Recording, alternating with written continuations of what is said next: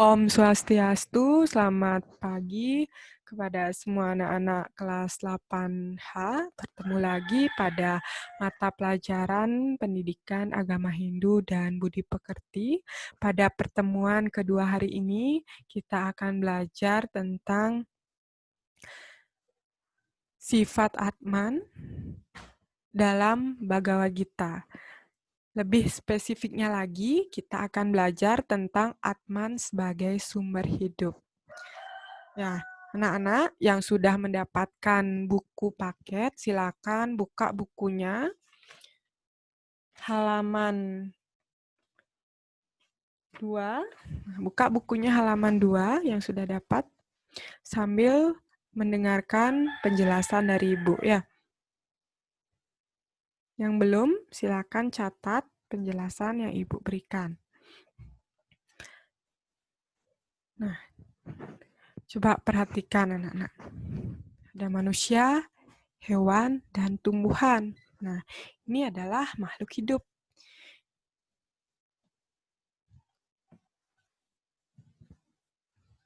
Mengapa manusia, hewan, dan tumbuhan itu dapat hidup? Itu karena manusia, hewan, dan tumbuhan itu dijiwai oleh Atman. Apa itu Atman? Nah, Atman adalah percikan-percikan terkecil atau sinar suci dari Brahman. Atau Sang Yang Widi yang berada pada setiap makhluk hidup.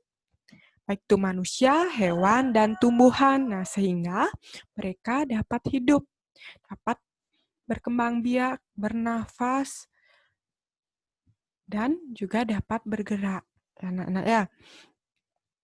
Nah, Atman itu berasal dari Brahman. Nah, ya, Atman itu berasal dari Brahman. Itu bagaikan matahari dengan sinarnya. Itu Brahman itu sebagai matahari. Brahman itu diibaratkan sebagai matahari. Atman-atman itu diibaratkan sebagai sinarnya yang terpencar memasuki setiap makhluk hidup. Dia Atman itu sinar dari Brahman itu terpencar memasuki setiap makhluk hidup, memasuki manusia, hewan, dan tumbuhan. Nah, coba perhatikan ini anak-anak. Nah, setelah Atman itu memasuki tubuh manusia, manusia dapat melihat pemandangan. Nah, melihat pemandangan. Nah, kita bisa belajar, bersosialisasi, berkomunikasi dengan teman, dapat gotong royong. Ya, artinya setelah Atman itu memasuki tubuh manusia, semua indria-indria yang ada pada tubuh manusia itu dapat berfungsi, anak-anak ya. Nah, kemudian Atman yang telah memasuki tubuh manusia itu disebut dengan Jiwatman. Kemudian Atman itu juga memasuki tubuh hewan. Itu disebut Atman yang menjiwai tubuh hewan, sehingga hewan juga dapat melompat, juga dapat berkembang biak. Itu karena dijiwai oleh Atman. Nah, Atman yang memasuki tubuh hewan itu disebut dengan Janggama.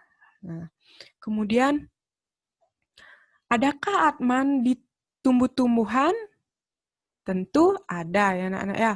Atman yang menjiwai tumbuhan itu disebut dengan stawara. Nah, sehingga tumbuhan itu bisa berbuah, bisa berbunga, itu karena dijiwai oleh Atman. Atman yang menjiwai tubuh tumbuhan disebut dengan stawara. Anak-anak ya. Nah, sampai di sana anak-anak sudah paham? Pasti sudah ya, karena penjelasan Ibu itu sangat singkat, tetapi mudah dipahami. Nah, kemudian kita simpulkan ya anak-anak. Nah, kesimpulannya, jadi kita dapat simpulkan dari pembelajaran hari ini, Atman sebagai sumber hidup itu jadi setiap makhluk hidup, manusia, hewan, dan tumbuhan itu dijiwai oleh Atman. Sehingga mereka dapat hidup. Artinya mereka dapat bergerak, berkembang biak, bernafas. Ya, kemudian Atman yang menjiwai manusia disebut dengan jiwatman. Atman yang menjiwai hewan disebut dengan janggama, dan Atman yang menjiwai tumbuhan disebut dengan stawara. Nah, ya. Nah, dengan adanya Atman yang menjiwai mereka dapat bernafas, berkembang biak, bergerak. Nah, itulah yang menyebabkan Atman dikatakan sebagai sumber hidup. Ya, itulah yang dikatakan yang menyebabkan Atman dikatakan sebagai sumber hidup. Nah, demikian materi yang dapat Ibu sampaikan pada pertemuan kedua hari ini. Untuk pertanyaan, Ibu akan share atau posting di Google Classroom. Kalian langsung cek Google Classroom-nya dan langsung jawab di sana. Anak-anak, untuk pertemuan selanjutnya, kita akan belajar tentang sifat-sifat Atman. Jadi, anak-anak pelajari terlebih dahulu di rumah tentang sifat-sifat Atman. Ya, karena nanti juga akan ada pertanyaan pada pertemuan berikutnya.